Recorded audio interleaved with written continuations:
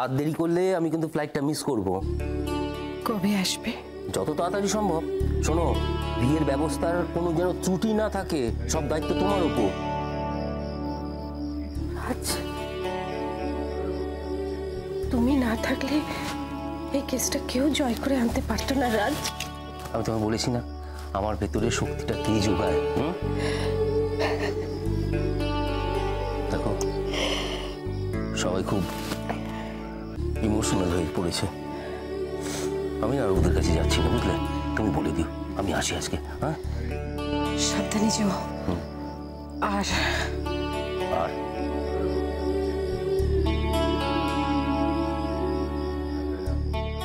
তাড়াতাড়ি আসবে। আসবো, চল।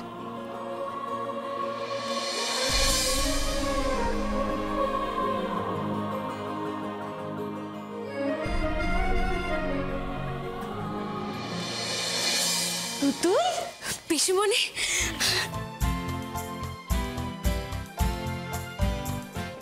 আচ্ছা পিসিমণি আঙ্কেল কোথায়? আঙ্কেল দিল্লির ফ্লাইট ধরবে, ওই জন্য বেরিয়ে গেলেন মা।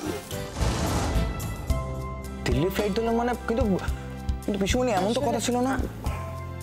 ওনাকে ওনার মায়ের পারমিশন নিতে হবে, তো ওই জন্য এখন ফ্লাইট না ধরলে ফ্লাইটটা মিস হয়ে যেত, সেই জন্যই উনি বেরিয়ে গেলেন।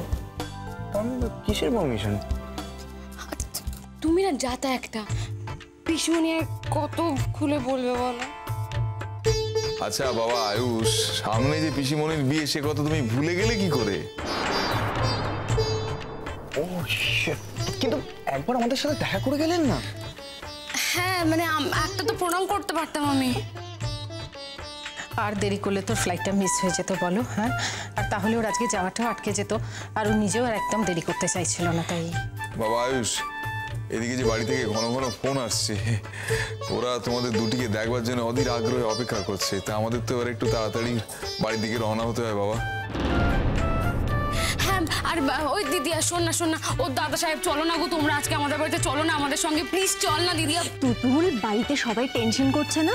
তোদের কি হলো জানার জন্য সবাই ভীষণ চিন্তায় আছে। আজকে না অন্যদিন যাবো বোন। কিন্তু দাদা সাহেব, আমাদের বিবাহ বার্ষিকীর ইনভিটেশনটা কিন্তু আমি আজকেই ছেড়ে রাখলাম। ওটা কিন্তু আমাদের বিয়ের মতো করেই হবে।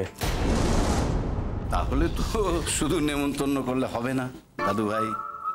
হ্যাঁ, তার মানে বিয়ে যখন, তখন কনেকে তো আমরা ছাড়বো, তবে তো। দাদা সাহেব, কিন্তু দাদা সাহেব, আমরা প্ল্যানটা একটু চেঞ্জ করেছিলাম।